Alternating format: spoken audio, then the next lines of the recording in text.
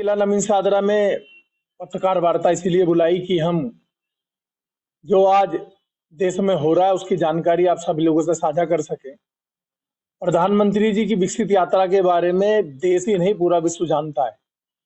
प्रधानमंत्री जी ने विकसित भारत को बनाने के लिए जो सपना देखा है, आज सब भारतवासी उसको महसूस कर रहे हैं कि भारत विकसित देश की तरफ अग्रसर है।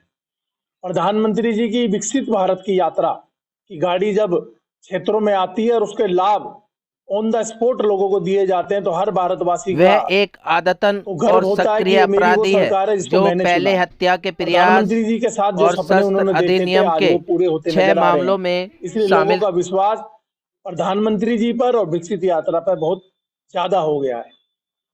बात करें जिस तरीके से मोदी जी आपकी बार नारा लगा रहे हैं, आपकी बार 400 पार, क्या उनका उद्देश्य और किस तरीके से 400 पार का आंकड़ा निकालते हैं? ये नारा कोई मोदी जी नहीं लगा रहे हैं, ये हर भारतवासी लगा रहा है।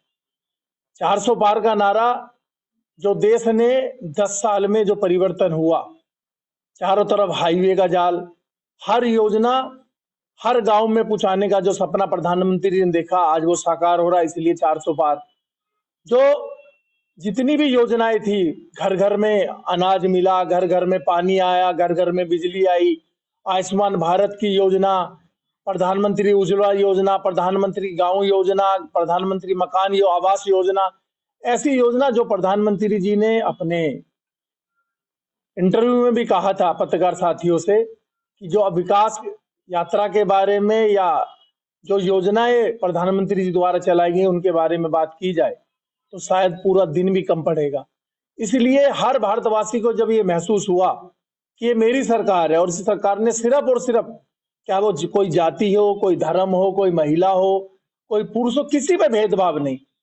इसलिए प्रधानमंत्री जी ने जो किया उसके बाद पूरा देश उसका बदला देने उतारने के लिए, जो उन्होंने किया उसका ऋण उतारने के लिए कि मेरा देश बढ़ रहा है, सबके चेहरे पे जो खुशी आई, इसलिए हर भारतवासी बोल रहा है कि अब की बार 400 पार।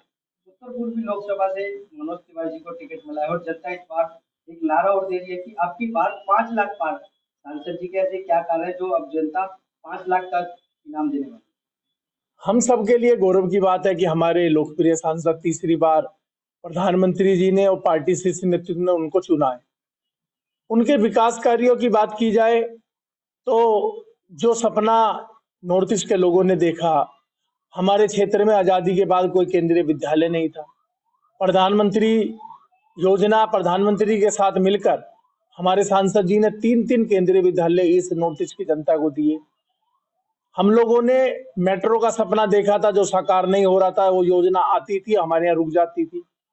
उस मेट्रो का जो जाल नॉर्थ ईस्ट में आना बिछना चाहिए था उसको हमारे सांसद जी ने किया।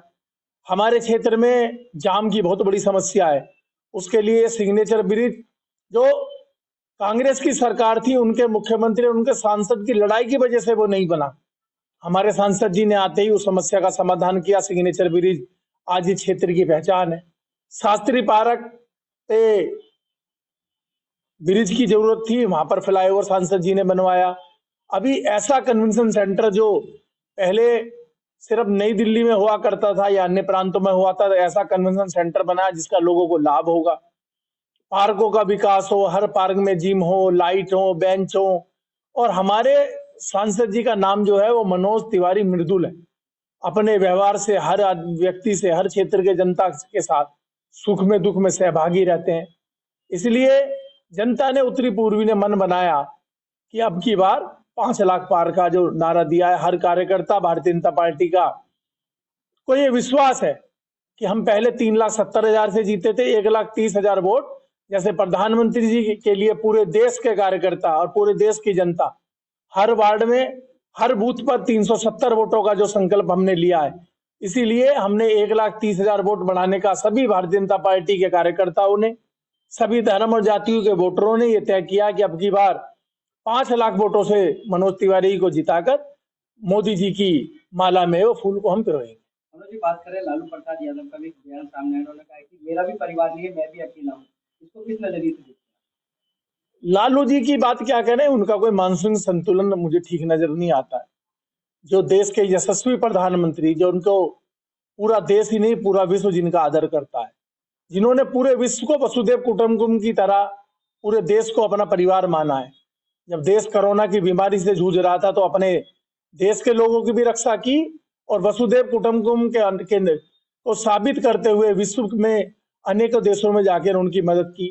क्या कोई यूक्रेन की लड़ाई की बात हो या देश की कोई भी समस्या हो या पूरी दुनिया आज किसी की तरफ देखती है तो नरेंद्र मोदी जी की तरफ देखती है।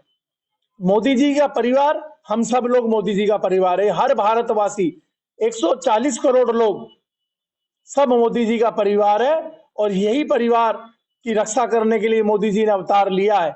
मैं तो उन्हें कोई साधारण मनुष्य नहीं मानता और जो उनके बारे में बोलता है उसका परिणाम क्या होता है ये अब जनता आने वाले चुनाव का जब रिजल्ट आएगा और प्रधानमंत्री जी फिर तीसरी बार शपथ लेंगे तो उस दिन इस बात का जवाब होगा कि मोदी जी का परिवार ये भारत है और ये विश्व मोदी जी का परिवार है।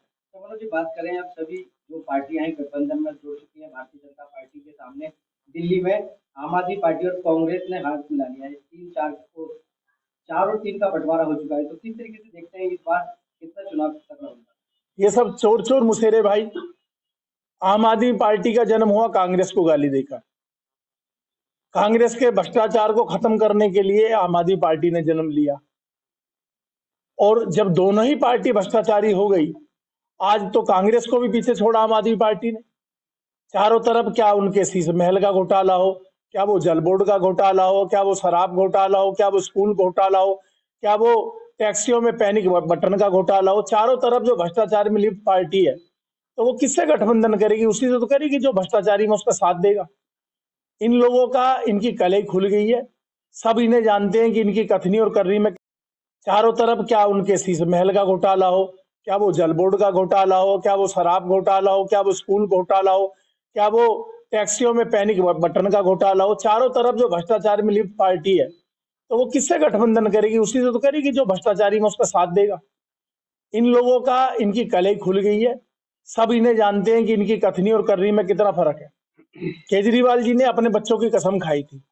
केजरीवाल जी ने हर चीज के लिए जब देश की सेना की बात आई तो उसका अपमान किया, गणतंत्र दिवस की परेड पर तब दिल्ली का अपमान किया। ये इन लोगों की कोई संस्कृति नहीं है। अभी राम जी के बारे में क्या बोलते थे, अब राम में दिल्ली करने की बात कर रहे हैं। इनका कोई गठबंधन नहीं है। कल तक ये दोनों एक दूसरे को आपस में गाली दे रहे थे, एक दूसरे के बारे में अपशब्द कह रहे थे और आज गठबंधन जो हुआ है वो सिर्फ एक मतलब की यारी है और इसको जनता भली भांति जानती है।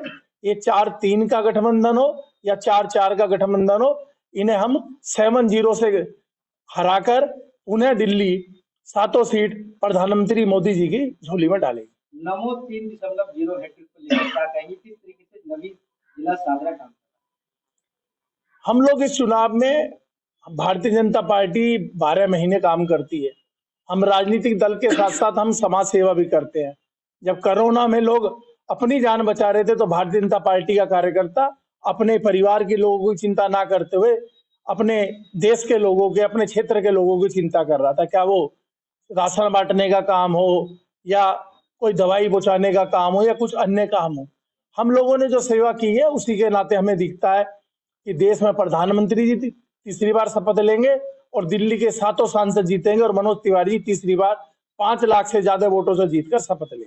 दिल्ली के मतदाताओं को क्या आपकी बार आपकी तरफ से अपील रहेगी भारतीय जनता पार्टी? दिल्ली के मतदाता बहुत जागरूक है। उसको पता है कि किसने विकास किया, किसके साथ देश सुरक्षित रहेगा, किसके साथ दिल्ली सुरक्षित रहेगी।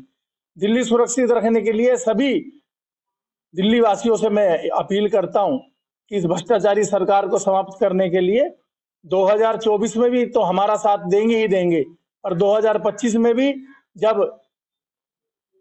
विधानसभा का चुनाव होगा तो विधानसभा में भी हम इस दोनों भ्रष्टाचारी पार्टी को समाप्त कर जैसा और प्रांतों में भारतीय जनता पार्टी के नेतृत्व में विकास हो रहा है, ऐसे हम दिल्ली को भी एक विकास में